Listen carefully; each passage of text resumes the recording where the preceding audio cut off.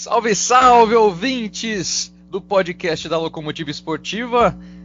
Mais uma vez fazendo esse especial, né, sobre o NBB com todas as equipes da competição. Para você que acompanha ao vivo, por assim dizer, essas produções do podcast da Locomotiva Esportiva. Estamos aqui no dia 26 de setembro com o terceiro episódio, né, do podcast. Depois de falar do basquete cearense do Bauru, a gente fala do Universo Brasília.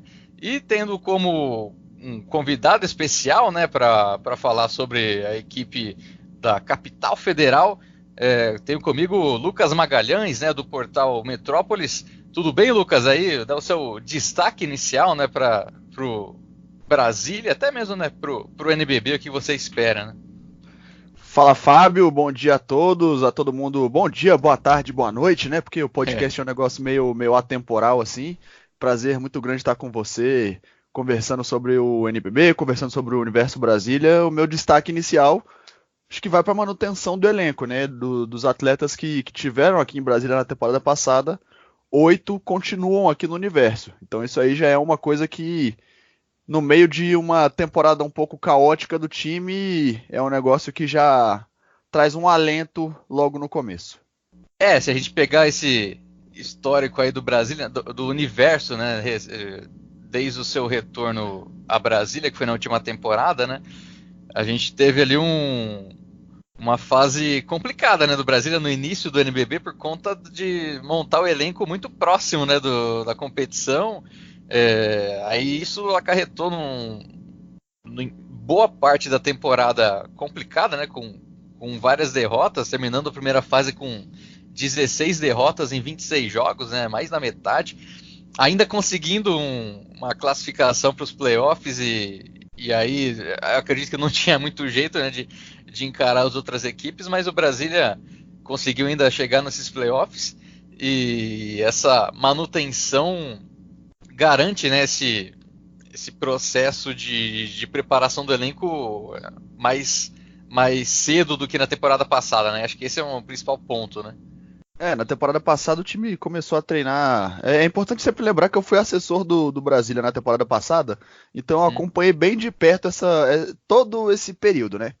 O time foi montado ali faltando um mês para o começo do campeonato, né? Então, com um mês de preparação, você não está nem perto do ideal, né? A gente conseguiu fazer 3 jogos treino ali, mas foi uma coisa até meio informal.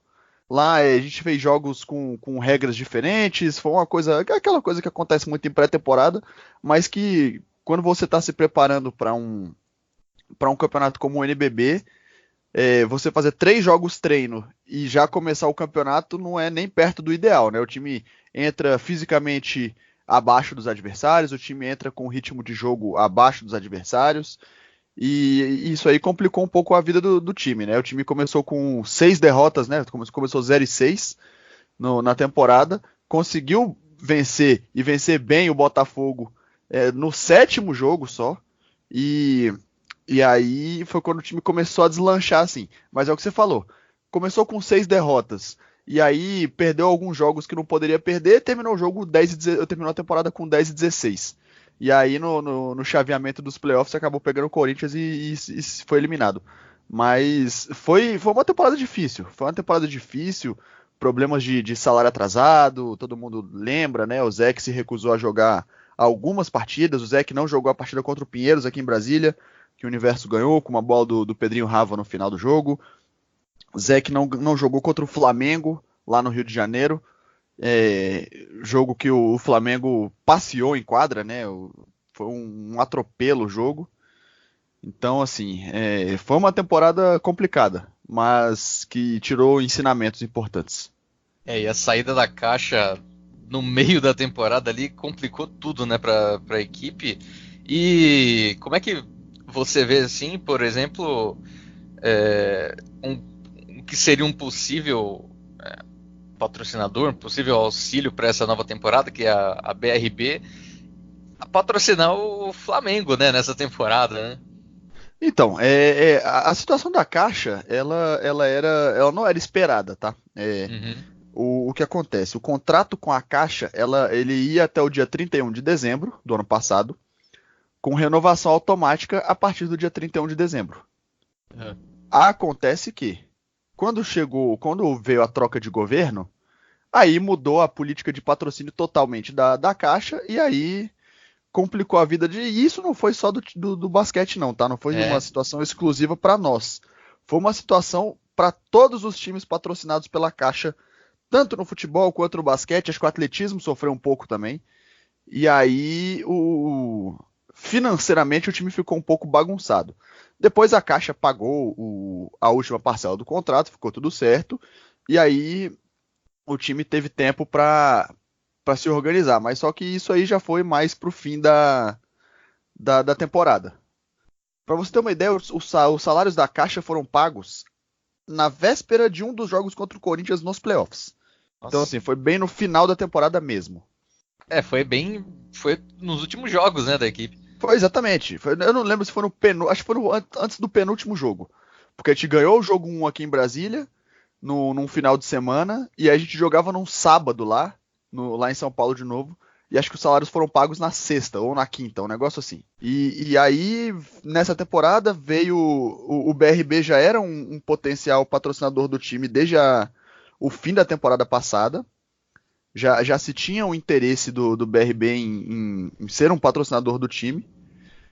Só que ninguém esperava que o BRB tivesse um projeto que fosse mais abrangente.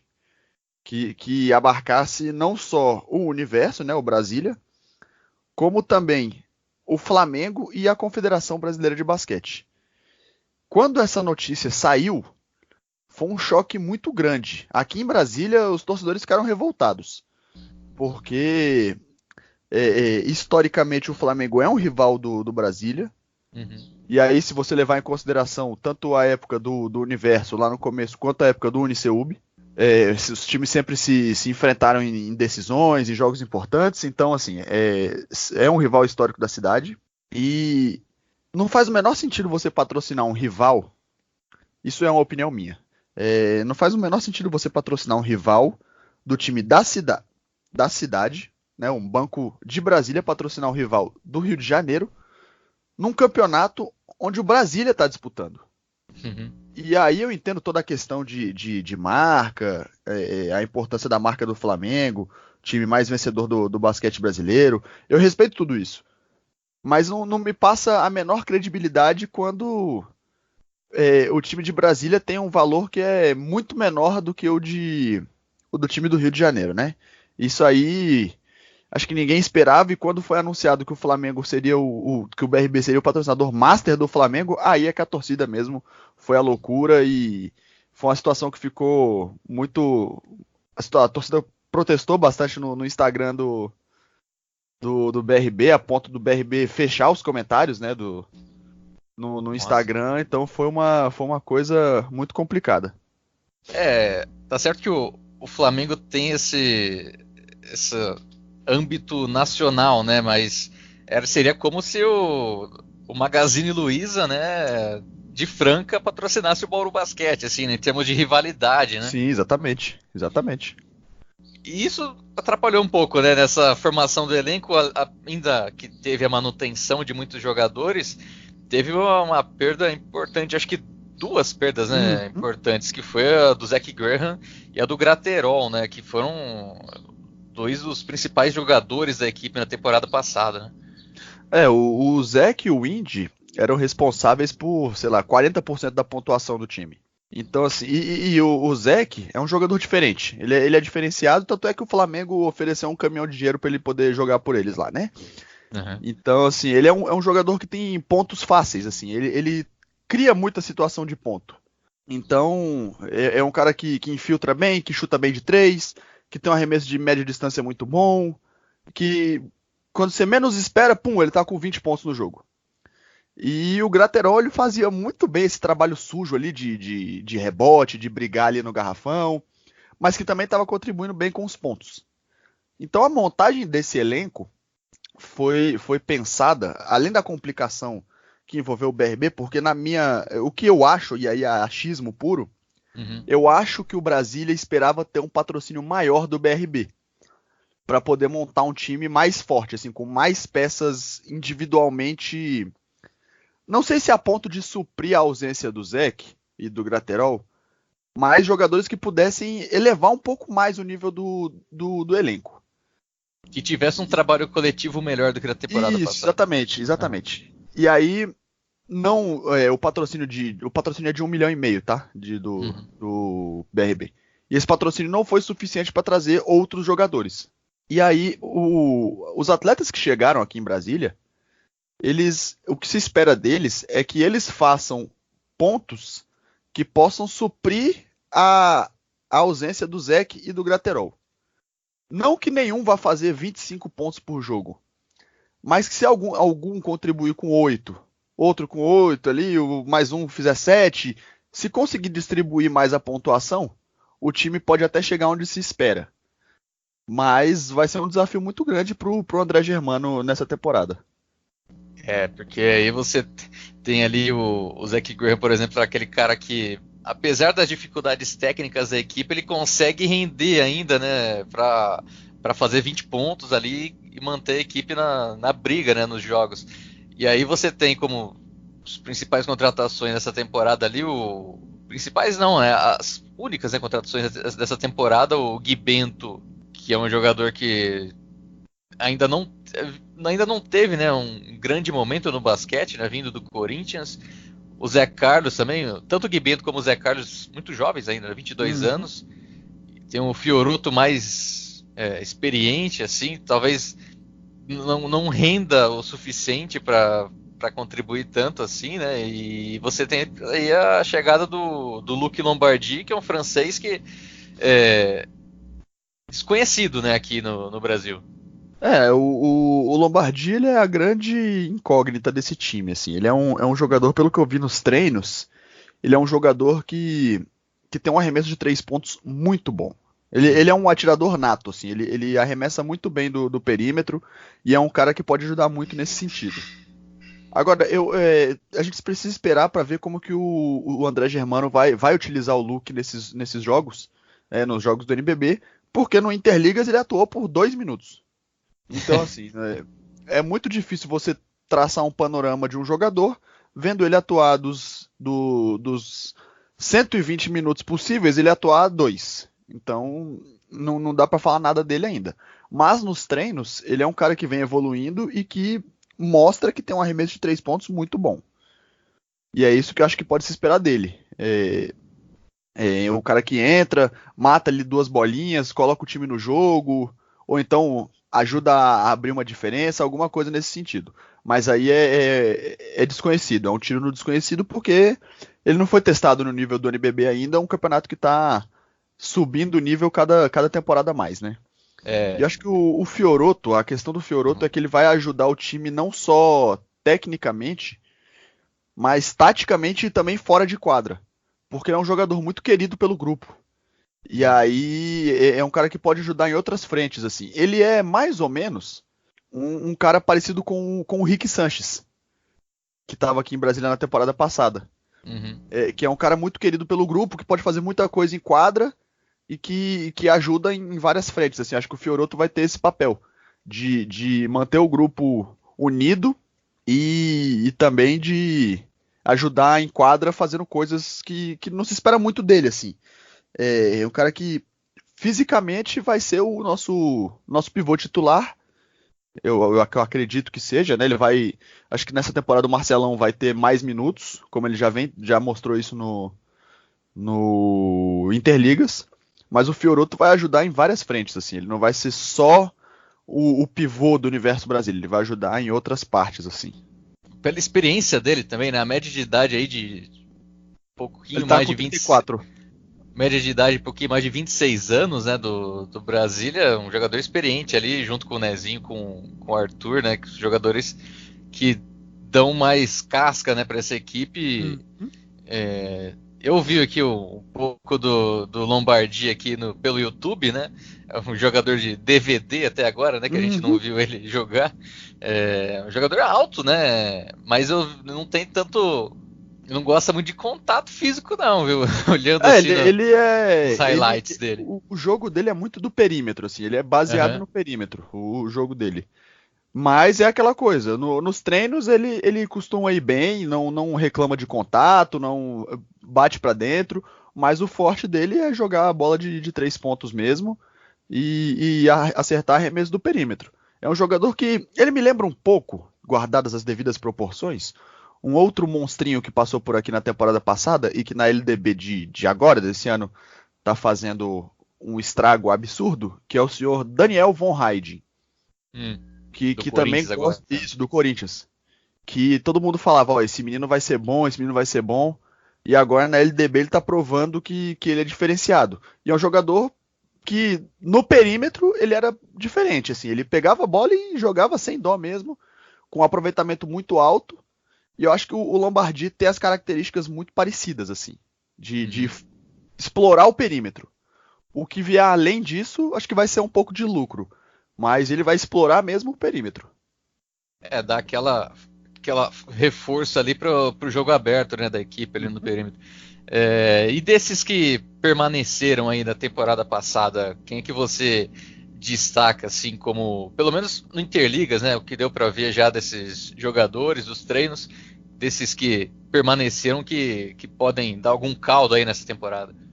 Então, eu destaco primeiro o Gui Santos, que foi muito bem no Interligas, jogador que, bom, vocês aí de Bauru conhecem muito bem, Uhum. jogador com a explosão muscular muito boa, um jogador muito intenso nas duas pontas da quadra, que arremessa para 3 pontos, que enterra, que marca muito bem. Acho que vai fazer uma boa temporada. E além dele, a gente vai ter, digamos, o retorno, que não é exatamente o retorno, mas é a primeira temporada completa dele desde a suspensão, é o Ronald. O Ronald fez partidas excelentes no Interligas, foi cestinha, acho que em duas delas, se eu não estiver enganado. E eu acho que a dupla dele com o Nezinho e também com o Pedrinho Rava no pick and roll vai dar muito trabalho para os adversários e é um jogador que promete fazer um estrago muito grande nesse NBB.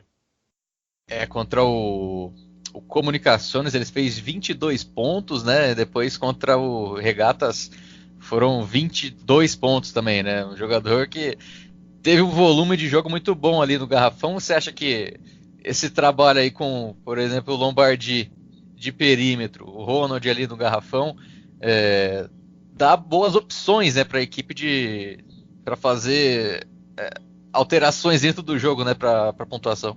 Sim, taticamente permite muitas variações, assim, né?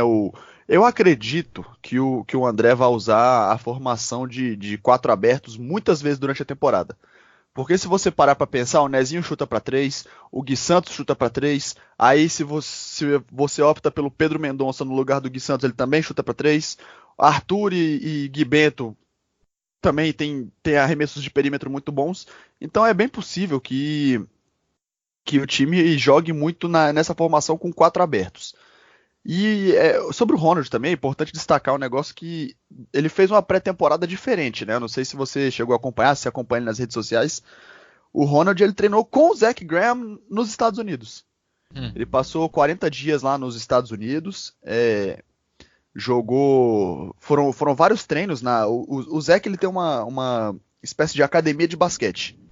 Que ele dá treinos. Que é a academia, né? Dá treinos para a comunidade, atletas profissionais que estão passando lá por Atlanta, pela região de Atlanta, também podem treinar na academia. O Nate Robinson é muito amigo do Zach por causa disso. Já treinaram juntos várias vezes lá e o Ronald aproveitou essa estrutura para treinar também. Então, nessa temporada, nesse intertemporada aí, nesses 40 dias, ele aproveitou para adquirir não, mas melhorar algumas habilidades que ele tem. E é bem provável que a gente veja até o Ronald chutando para 3 pontos nessa temporada. Por ter essa preparação aí, né? Se aprender um pouco com o Zach Graham ali, porque é interessante, né? Você vê um jogador de garrafão, o Ronald sempre foi esse cara, né? De garrafão e pela altura que tem e tal, mas ter esse intercâmbio com os jogadores mais baixos, assim, garante, né? Acho que auxilia o jogador a ter mais mobilidade em quadra, né? Isso amplia o jogo dele, né? Exato, e ele é um jogador fisicamente muito privilegiado, assim, né? Ele é muito forte fisicamente e ele é muito longilíneo, assim, tem uma envergadura muito boa. Então, para os adversários marcarem ele é muito difícil. Então, ele é um cara que nessa temporada tem tudo para ser o ponto focal ofensivo e defensivo do Universo Brasília. E se a temporada for boa para o time, ele tem chance de ser um dos destaques do NBB. Legal, e é muito legal ver o Ronald de volta também, o Gui Santos, como você mesmo falou, né, esse bom início de temporada que ele teve, sendo que temporada passada ele veio que foi pro Brasília meio que já no meio da temporada, né, é uma Isso. coisa... Foi logo depois de jogar contra a gente aqui. E jogou pra caramba aí, né, naquele jogo que teve 3 prorrogações, foi isso? Nossa, eu não gosto nem de lembrar daquele jogo, cara. E ele se machucou ainda por conta. Jogou pra caramba e acabou machucado. Que o Gui Santos tem uma temporada sem lesões também, né? Porque é um jogador Exatamente. que, com 22 anos, né? Já teve problemas aí no joelho. Mesma situação, por exemplo, do Gabriel Jaú, né? Ambos Sim. com passagem aqui no Bauru Basquete. E que ele tinha, né, essa sequência de jogo, né, ter uma temporada saudável porque eu acho que ele é um cara mesmo que rende bastante, né? Uhum. Pontuação, defesa, né? É um jogador que trabalha muito bem nos dois lados da quadra. Isso é sempre legal. Eu acompanhava os jogos dele aqui na Panela e é sempre bastante intenso. A torcida gostava. Eu acho que a torcida também de Brasília gosta bastante dele, né? Não, com certeza. Ele é um jogador muito carismático, né? Que muito educado também, que trata todo mundo extremamente bem. E a torcida de Brasília ela tem essa característica de ser mais próxima dos jogadores, assim, né? Além do fato ali de estar perto nos jogos, existe uma relação fora também. E o Gui Santos é um dos jogadores mais queridos pela torcida daqui do universo, sem dúvida.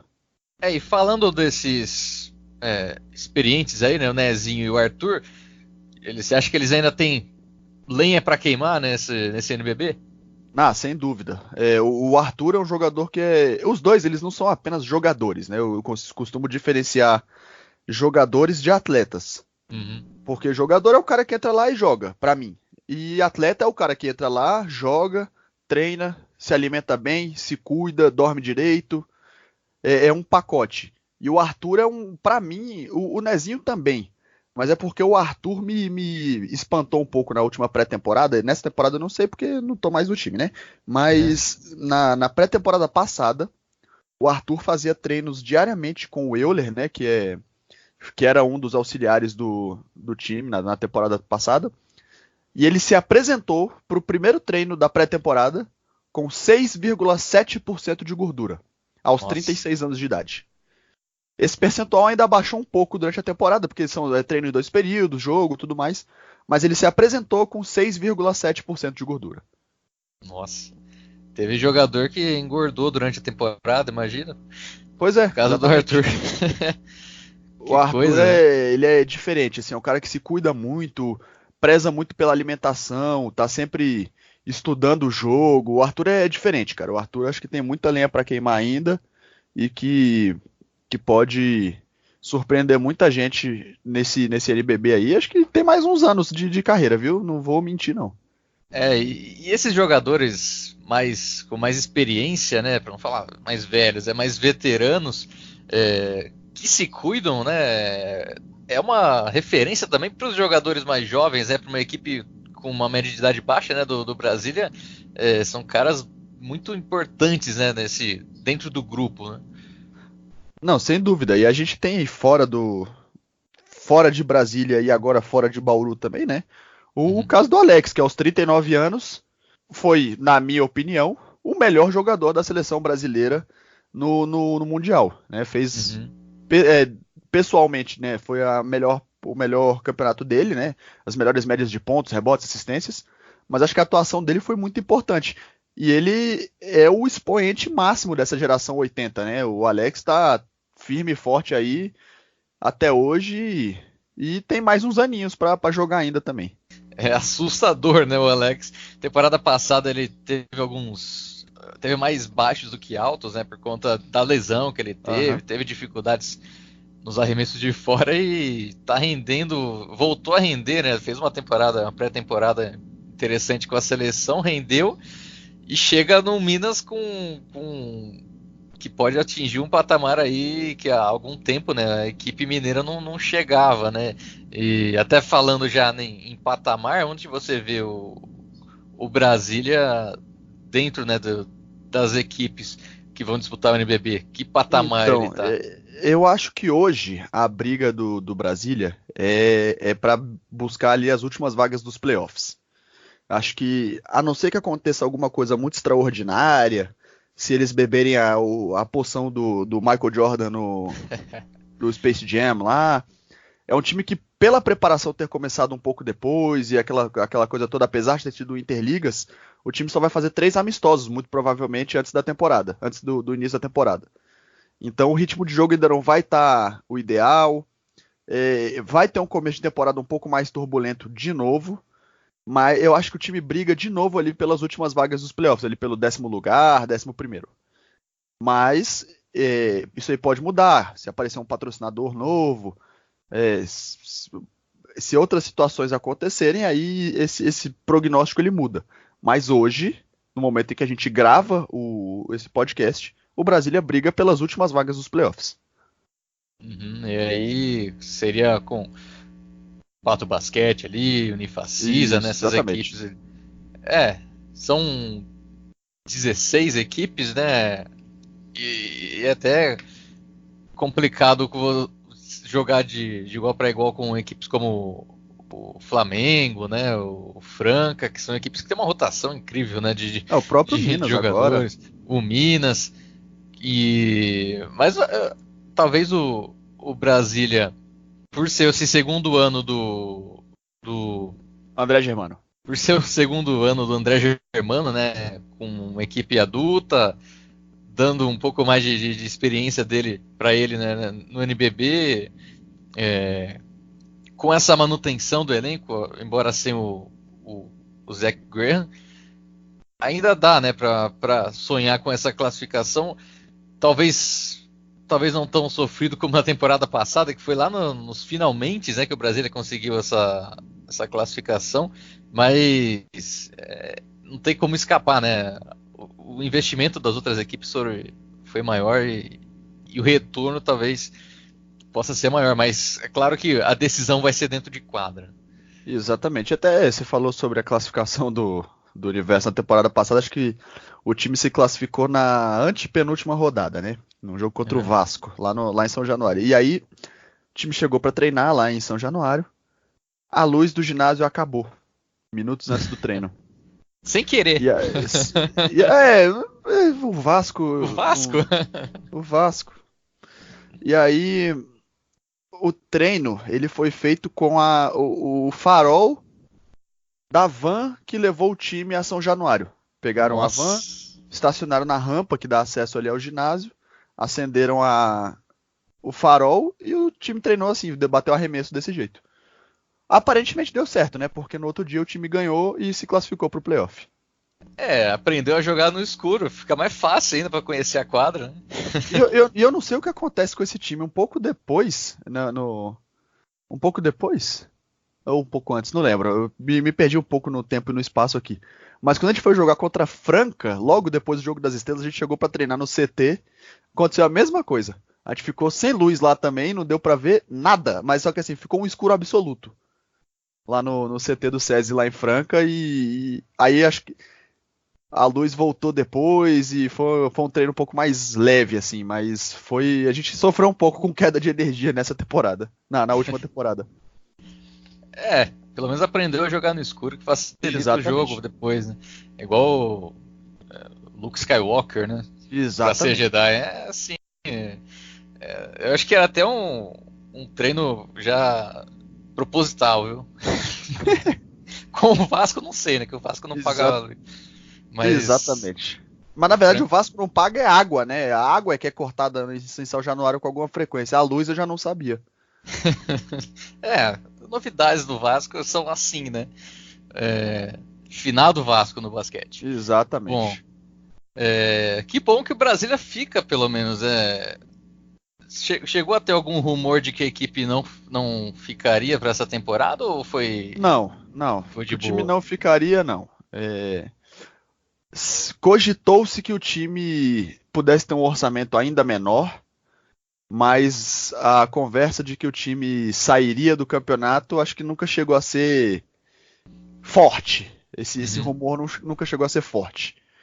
E aí o time conseguiu se inscrever, apresentou toda a documentação, tá tudo certo e vai jogar. Acho que o esporte de Brasília é tão carente de equipes importantes que perder o universo nesse momento seria, acho que, desastroso para o esporte da cidade. Uhum.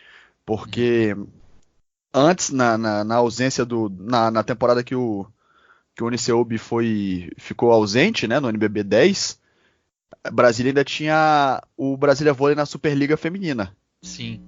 E agora o Brasília Vôlei caiu para a Superliga B. Então, assim, se não tivesse o universo, o Brasília Vôlei na Superliga B e os times de futebol da cidade jogando a Série D, e aí nesse ano, no ano que vem a gente vai ter o Gama e o Brasiliense jogando a Série D, eu acho que seria um pouco complicado para o esporte da cidade de uma forma geral.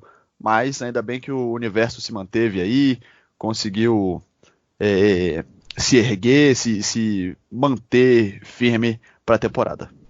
Até falando um pouco de Brasília mesmo, o que poderia ter de mais esportivo seriam as equipes de fora, né, do futebol fazendo jogos aí, né? Exatamente, que aí tem sido uma tendência cada vez mais forte, né?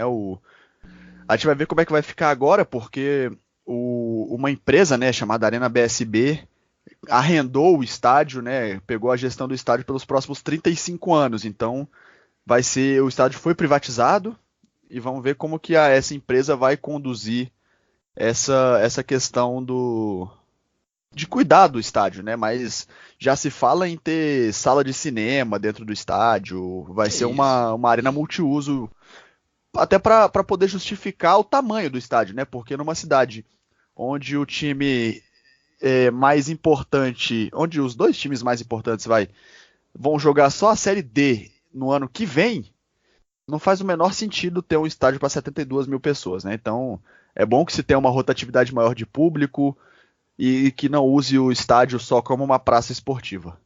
Para não ficar um elefante branco aí, né, dentro da capital Exatamente. federal.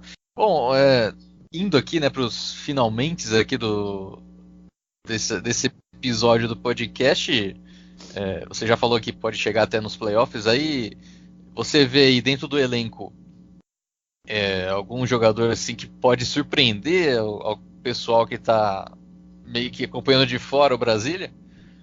Então, eu acho que o Pedro Mendonça, jogador aqui de Brasília, um alarmador. O pessoal conhece aí também de São Paulo, porque ele jogou muito tempo em Franca, né? Jogou Uhum. na base de Franca há muito tempo. Pedro Mendonça é um jogador que pode surpreender, um jogador que tem um QI de basquete muito elevado, um jogador muito inteligente, e que se tiver uma minutagem um pouco mais alta, ele vai conseguir ajudar muito o time. E acho que até o Gui Bento também, né? Um jogador muito explosivo, um jogador que é muito atlético, né? Também se tiver uma minutagem um pouco maior, ele pode surpreender. Acho que são esses dois aí os principais prospectos aí que podem surpreender os torcedores de fora. O Gui Bento já foi até inclusive campeão de torneio de enterradas, né, do Jogo das Exatamente. Estrelas. Sim, quando tava no Pinheiros.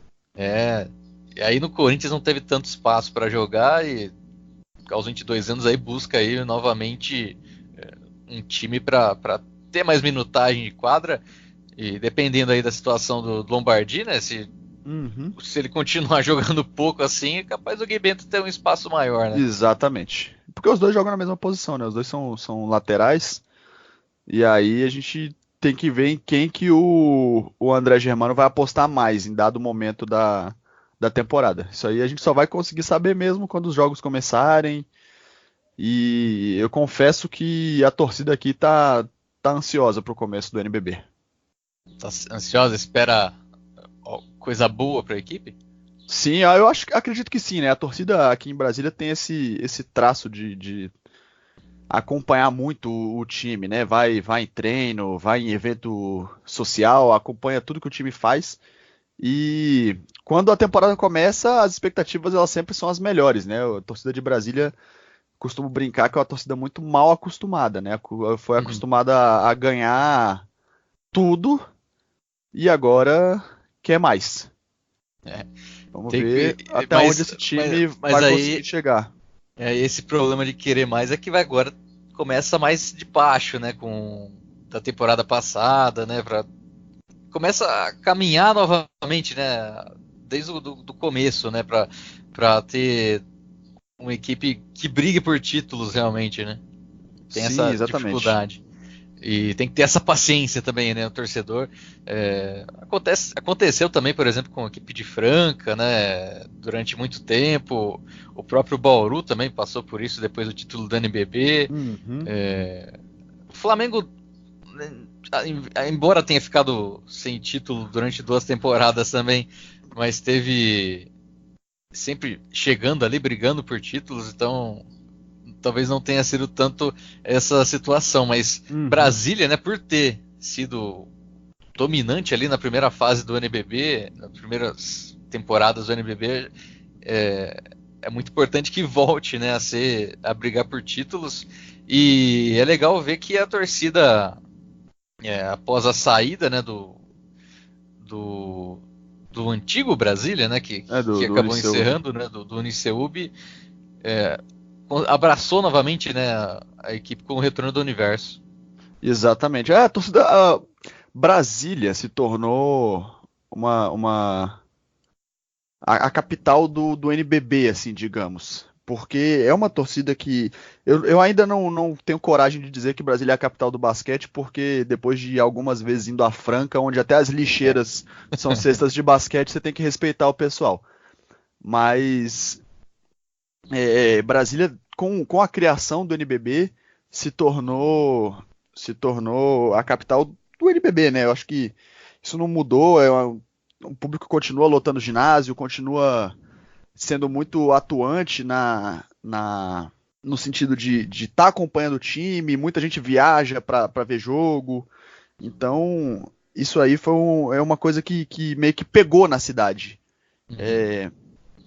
A torcida gostou mesmo do esporte, e acho que até por essa carência de outras modalidades, o basquete se tornou tão forte aqui, por isso que, mesmo com a saída do Uniceub, a torcida continuou acompanhando. Talvez não seja a capital do basquete em comparação com Franca, mas levando em consideração as capitais dos estados, né, é possível dizer que a mais basqueteira seria Brasília. Sim, acho que sim. Acho que é possível falar isso, porque se você for ver São Paulo, por exemplo, não tem o mesmo público que Brasília consegue levar para o ginásio. O Rio de Janeiro também não, mesmo com o Flamengo e Botafogo. Apesar da torcida do Botafogo ser bem fanática e acompanhar bastante o time, eu acho que Brasília é sim a capital do basquete, levando em consideração as capitais dos estados. Uhum. E mesmo quando não tinha Brasília no NBB, tinha equipes ali representando pelo menos o Distrito Federal como um todo ali na Liga Ouro, né? Então o basquete nunca morre aí, né? Exatamente, a gente chegou a ter duas equipes na Liga Ouro, né? A gente chegou a ter o Búfalos e o Cerrado na Liga Ouro do ano passado, e na Liga Ouro desse ano o Cerrado Cerrado. representou o Distrito Federal. Então, assim, eu acho que o Cerrado deve jogar o campeonato da CBB e, assim, o basquete em Brasília ele se tornou algo muito forte, né? Se você for parar para pensar no começo dos anos 2000 ali, 2000, 2002, no primeiro ano que o Universo ganhou o Campeonato Brasiliense, e aí abriu o caminho para jogar os campeonatos classificatórios, né? Pro então, o Nacional de Basquete. Acho que desde então o basquete tem só crescido em Brasília e você vê o Cerrado com um projeto social bem interessante, né? Com núcleos de formação de basquete. Tem algumas ideias bem bacanas que vêm lá do Cerrado. É legal, muito bom isso, né? O basquete agradece essas pessoas, esse pessoal, né, que faz da capital federal também uma das capitais do basquete aqui, de resistência para o basquete seguir grande, né? Seguir grande não, voltar a ser grande no Brasil. Bom, Lucas, gostaria que você desse aí o seu destaque final, né? Falando o que você espera do Brasília no NBB, você falou bastante, mas também pode falar, né, do que você espera dessa temporada do NBB. Então, eu acho que, falando do NBB, a gente espera sempre. A linha do equilíbrio tem sido cada vez maior em cada edição do campeonato. O último campeonato já foi mais equilibrado do que o anterior e assim sucessivamente. Nessa temporada, eu consigo falar que o campeonato vai ser mais equilibrado. Por quê? O Flamengo tem um time muito forte. A gente conseguiu ver ontem, até pela partida que eles fizeram contra o Bayern de Munique. O Minas vem muito forte e ainda há um rumor pesadíssimo que eles podem contratar o Anderson Varejão, o que deixaria o elenco ainda mais qualificado. Franca vem muito forte e a gente tem outros times que correm por fora ali que podem surpreender, como o São Paulo, que tem um elenco experiente, tem o Jefferson William, que tem o Chamel, que pode ali num jogo decisivo, na base da experiência, dificultar para outros times. Então acho que vai ser uma edição bem interessante do NBB. Eu acho que quem tem a ganhar é o fã de basquete. É muito bom, né? Vai ser um NBB bastante interessante, com mais equipes, né? E acredito que não tenha caído tanto o nível, né? Porque um dos medos seria esse, né? De que caiu o nível com o aumento das equipes. Mas, pelo que a gente acompanha, não tá tão baixo assim, né? Essas diferenças. As equipes que chegaram pro NBB se reforçaram muito bem, né? A gente vê o próprio Pato Basquete montou um time forte, a Unifacisa montou um time interessante, o São Paulo. Então, acho que não vai diminuir o nível do campeonato, não. Acho que pelo contrário, vai trazer mais possibilidades. A gente tem mais um estado entrando aí, né? Pato Basquete, representando o estado do Paraná, que não tinha jogado no NBB ainda, salvo engano. Então, vai ser algo bem, bem bacana de assistir. Não só Paraná, como a Paraíba, né? Agora com o Unifacisa. Exato. Mais um representante do Nordeste. Lucas, muito obrigado, cara, por participar aí desse episódio do Brasília, né? Acredito que quem acompanhou gostou bastante. Até a próxima, cara. Pô, imagina, eu que agradeço o convite, o prazer muito grande de estar falando aqui com os ouvintes da Locomotiva Esportiva, um veículo que a gente acompanha bastante aqui de Brasília pelo trabalho que vocês fazem aí das transferências, né, do mercado do basquete, que ajuda bastante, acho que não só a imprensa de Brasília, mas a imprensa do Brasil inteiro que cobre o basquete. É um trabalho muito importante que vocês fazem e para mim foi um prazer muito grande estar falando com vocês. Valeu, cara. Beleza? Pessoal aqui que está acompanhando a gente, esse foi o terceiro episódio, né, do podcast especial do NBB. Na próxima edição, para quem está acompanhando tempo a tempo, né, acompanhando a gente ao vivo nas nossas produções diárias, na próxima edição a gente vai ter aí o podcast sobre o Botafogo, com o Felipe Souza, do blog do Souza, a voz mais marcante do jornalismo basqueteiro do Brasil. E vocês não perdem por esperar esse novo episódio com o Botafogo, a estrela solitária. Da minha parte aqui, né, fica aquela tradicional mensagem da Locomotiva, né, para vocês irem ao ginásio, né, acompanhar, prestigiar a equipe que você torce, ou a equipe da sua cidade, e sempre acompanhando a mídia independente, né, que acompanha o basquete brasileiro, o NBB. Os melhores conteúdos estão sempre ali. Da nossa parte aqui, acompanhe o canal do YouTube da Locomotiva Esportiva. Se você está nos ouvindo por Spotify ou outro agregador de podcast, também siga a gente, acompanhe, e vai ter muito mais coisa aí pela frente nesse especial do NBB e do NBB como um todo também. Então, até a próxima e tchau.